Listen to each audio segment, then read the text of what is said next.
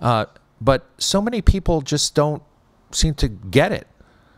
Well, I mean, I think this is an advantage in some ways. I mean, not to disagree with you, but the fact is the American public does believe in the quality and capability of its system. The danger is that it will cease to believe, that it will lose confidence. I think you could repair the system. At this stage, you can still repair the system if you go about it diligently, effectively, without zealotry, but just in a consistent way, and reassure people that the grown-ups are back in charge and there is, in fact, a public interest that's being watched out for, that the lobbies have been displaced, that they're not going to be banished, but that they're going to be their power is going to be curtailed. I think that the American public, by and large, will say, "Great, that's wonderful," and we will come back into a degree, relationship of trust and confidence with the system. So I rather like the idea that the American public continues to have some confidence in its institutions. What I worry about is that when that confidence fails, it will be then it will be extremely hard to repair it.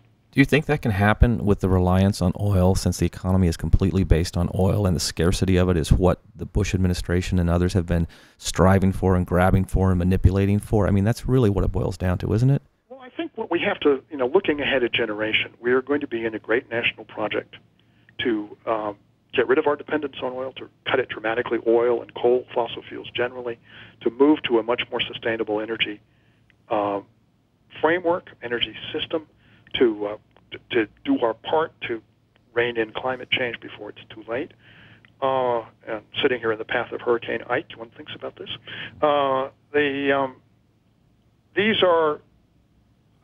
There's a national project out there waiting to happen, and it's going to be very interesting to see whether, as a country, we're capable of putting together a government and a private sector that can put its collective mind on this and keep it there.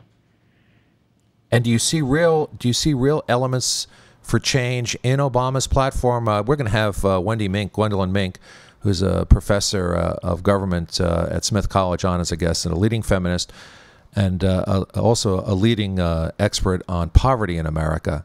She doesn't, I won't put words in her mouth, but let's put it this way. She's got a lot of issues with the platforms of both parties, and sees a lot of rhetoric. Well, of course there's a lot of rhetoric, but I think there's still first of all, a huge difference between Obama and McCain on policy questions. And I think there's a difference between Obama and the kind of small beer Democratic Party policies that we've seen for the last 15 or 20 years, in that there's a recognition of at least the first steps that we need to take. I'm a gradualist. I'm a realist. I don't think Barack Obama is a radical figure. I think he's a mainstream figure. I don't think a radical figure can be elected president of the United States, and I would not be happy, as someone who knows the radical community, with a radical government in the United States. I don't think much of the public would be either. It's a very risky thing to do. We have a fairly radical government, don't we? Oh, yes, in that sense, yes. But I'm talking about my friends. I know them too well and think that they have a role. But putting them in charge would be an invitation to real problems. But can we start taking the steps, moving down the path that we need to move down? That's the question. The answer to that is, I think we can, and I think there's some recognition of that in Obama's platform, which I like very much. I'm going to get to one of our first questions here from listeners, and we only have 4 minutes. First of all, can I get you to agree? I'm going to put you on the spot, sir. Can I get you to agree to come back as a guest? Sure, happy to. Oh, thank you so much. And also, we'll be talking because I'll be reviewing your book for the Bay Area newspapers, and I can't wait to do that. Just a quick in, this is The Truth About Money with John Sakowicz and Jay Johnson here at KZOX. Our first question, and it's very apropos of what we've just been talking about, James, about the potential for change, for real change. We have one listener who writes in who she is very, very, I guess you could say, very cynical. She believes that behind even this predator state, there's a shadow government. There's a shadow banking system and a shadow government. And to wit, she offers up as evidence that one day, exactly one day before 9/11 and the World Trade Center attack, then Secretary Donald Rumsfeld was announced in a big press conference at the Pentagon, announced a massive investigation into the $2.3 trillion that was missing in the Pentagon in waste or fraud. The very next day, the World Trade Center was attacked, September 11th. CBS News was about to run a big piece on this press conference. Vince Gonzalez was reporting it. And then the politics of distraction.